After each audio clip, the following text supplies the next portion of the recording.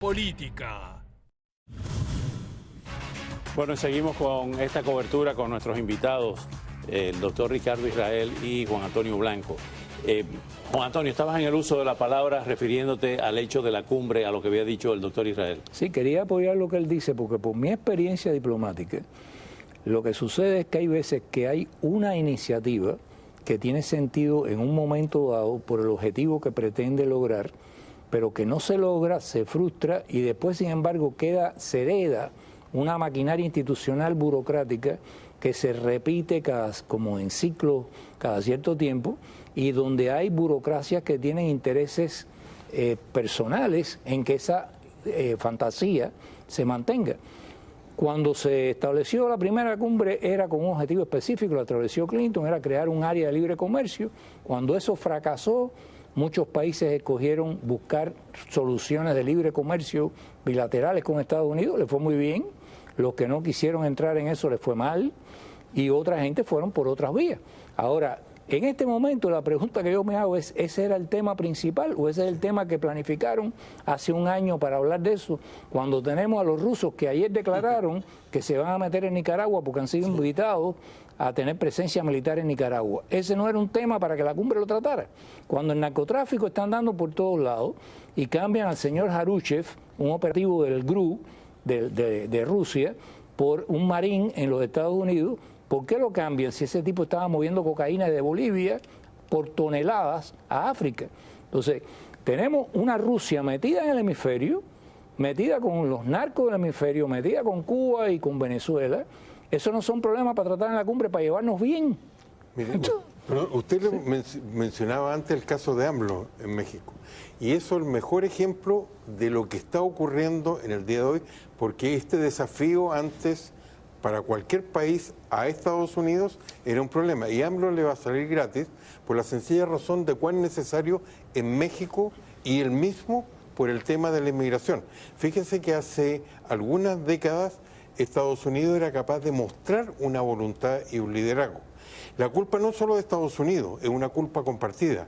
Recordemos que ahí había una dictadura, ahora son al menos 4. Usted tiene una situación en la cual el libre comercio se desvaneció.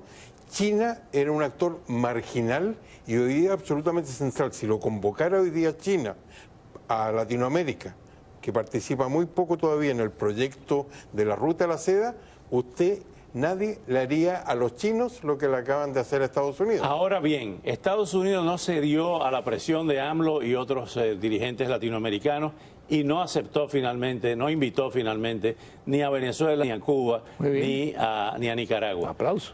Las consecuencias después de la cumbre, ¿qué va a pasar? Ninguna consecuencia, esos son los miedos que le meten cierto Me refiero grupo. a las consecuencias, quiero elaborar un poco más. Las consecuencias en función del tema migratorio. Las 3 países del Triángulo Norte, donde va a ir la vicepresidenta otra vez, pues no participaron en la cumbre y son clave para tratar de resolver este flujo migratorio donde siguen llegando. ¿Cómo se resuelve eso después de la cumbre a la que no fueron invitados? Porque el problema clave está en que hay una mentalidad muy washingtoniana de que todo se resuelve con dinero y con miles de millones de dólares de ayuda lo puedes votar. Porque el problema de Centroamérica y el problema de otros países no es solo que los estados estén corruptos, la empresa privada también participa de la corrupción. Entonces, si no hay separación de poderes, si no hay Estado de Derecho, si no hay tribunales que funcionen, si no hay una serie de condiciones mínimas de libre mercado real, tú vas a botar tu dinero y lo que vas a alimentar a la gente que crea la ingobernabilidad para que toda esa gente venga para acá. Es como decir, vamos a ayudar al gobierno de Cuba para que tenga estabilidad en Cuba. Sí, el gobierno de Cuba es que está creando la ingobernabilidad por la cual la gente viene para acá y lo mismo pasa con Venezuela.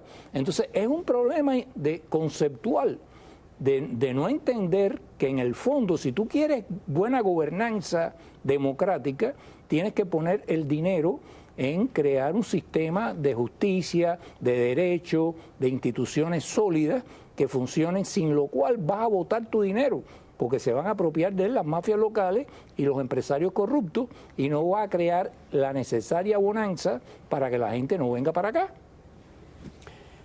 Ahora bien, en el caso de la situación económica que se ha estado proyectando, inclusive hay unas declaraciones preocupantes de hace 48 horas del CEO de JP Morgan, Chase, de que nos enfrentamos a una estanflación, que es inflación con recesión, la tormenta perfecta. ¿Cómo ve esto en el marco de esta cumbre y en el marco de la situación latinoamericana? Yo veo a la cumbre desconectada de esto. Uno ve que hay algunos que no vinieron por la sencilla razón que no había nada de interés. Había un proyecto común que fue publicitado en los 90, pero hoy día, ¿cuál es el proyecto?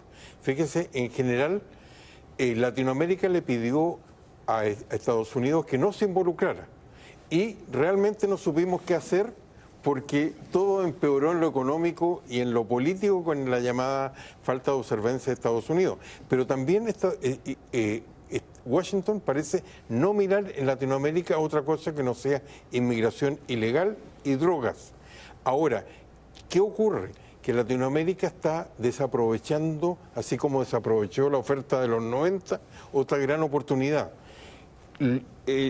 Hoy día la guerra de Ucrania se estancó y están surgiendo problemas globales porque no es la tercera guerra mundial, pero sí es el primer conflicto global, en elementos que podrían ayudar mucho a América Latina en cuanto existiera una mirada común. Llenar el vacío que hoy día existe en alimentos y en energía. Nada de eso está ocurriendo. ¿Y qué ocurre en temas como la inmigración, que son tan importantes como Estados Unidos? Como decía el doctor Blanco, no hay ninguna situación en la cual uno ve algo distinto a lo que ha estado señalando. Cuando apareció Kamala Harris a cargo de esto, dijo que iba a ir a la raíz del problema. Pero la raíz del problema es repetir experiencias fracasadas de una otra vez y con menos dinero que el que está entregando China en el día de hoy. Y por último, hay un elemento en el cual jurídicamente se va a crear un problema. La declaración que se obtuvo en el 94 y en la siguiente difícilmente va a salir acá en cuanto a perspectiva para la democracia o económica. ¿Y cuál es ese problema? Ese problema es que uno no ve en ningún caso que Latinoamérica quiera enrielarse en este tema económico. En el tema de Cuba y en el tema de Venezuela, Nicaragua ni lo voy a mencionar porque Nicaragua no es un factor gravitante realmente o determinante como es el caso de Cuba y de Venezuela.